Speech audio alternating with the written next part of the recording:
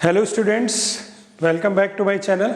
और हम लोग पढ़ रहे थे थिक सिलेंडर। तो थिक सिलेंडर में मैंने लेम्स इक्वेशन के बारे में आपको बताया था और वहाँ से हमने फॉर्मूला निकाला था sigma c is equal to b upon r square plus a, और एक फॉर्मूला निकाला था sigma r is equal to b upon r square minus a, जहाँ पर बी और ए जो थे वो कांस्टेंट थे।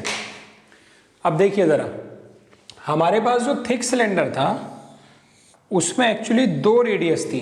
कितनी रेडियस थी? दो रेडियस थी, एक R1 और एक R2। तो इसका मतलब सिग्मा सी के भी दो फॉर्मूले होंगे, एक R1 के लिए एक R2 के लिए। बिल्कुल सही।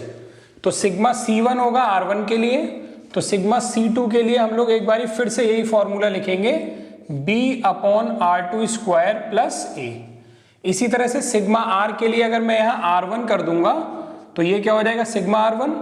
और अगर मैं बाहर वाली जगह के लिए, बाहर वाली सरफेस के लिए रेडियल स्ट्रेस निकालूंगा तो वो हो जाएगा हमारा sigma R2 is equal to b upon R2 square plus ए।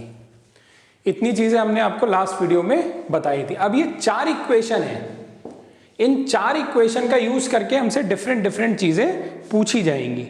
तो बहुत ध्यान से देखना जरा कैसे बता रहा हूं। हमेशा कोशिश करनी होगी कि किसी तरह ये जो कांस्टेंट है ना ए और बी, इनको फाइंड किया जाए, तब हमारे सवाल में आगे कुछ कर सकते हैं। हमेशा ये कोशिश होगी। और ये कैसे हो सकता है? सपोज करो अगर हमें सिग्मा C1 और R1 मालूम हो और सिग्मा R1 और R1 मालूम हो, R1 तो मालूम ही है, तो ये दो इक्वेशन बन जाएंगे ए और बी में, और इनको हम लोग बच्चों साइमल्टेनियसली सॉल्व कर सकते हैं। तो यहां पर आपको कैलकुलेटर मौजूद है आपके पास साइमल्टेनियस सॉल्व करने के लिए, तो कोई दिक्कत होगी तो आप आराम से सॉल्व कर लेंगे उसको। चलिए थोड़ा सा और समझते हैं कि सिग्मा R1 क्या है और सिग्मा R2 क्या है। सिग्मा R1 बच्चों रेडियल स्ट्रेस थी। कहां पर थी रेडियल स्ट्रेस? ये अंदर। और सिग्मा R2 जो थी वो बाहर की तरफ से जो रेडियल स्ट्रेस थी। अब सिग्मा R1 जो है वो एक्चुअली इंटरनल प्रेशर होता है और सिग्मा R2 जो होता है वो एक्सटर्नल प्रेशर होता है।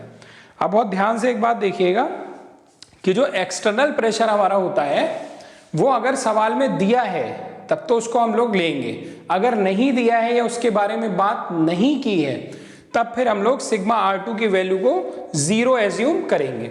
और सिग्मा R1 यानी कि P इंटरनल तो दिया ही होगा, क्योंकि अगर P इंटरनल नहीं दिया होगा, फ्लूइड का प्रेशर ही नहीं होगा, तो फिर कैसे आगे सवाल हमारे बनेंगे? या लेम्स थ्योरी ही बेकार हो जाएगी।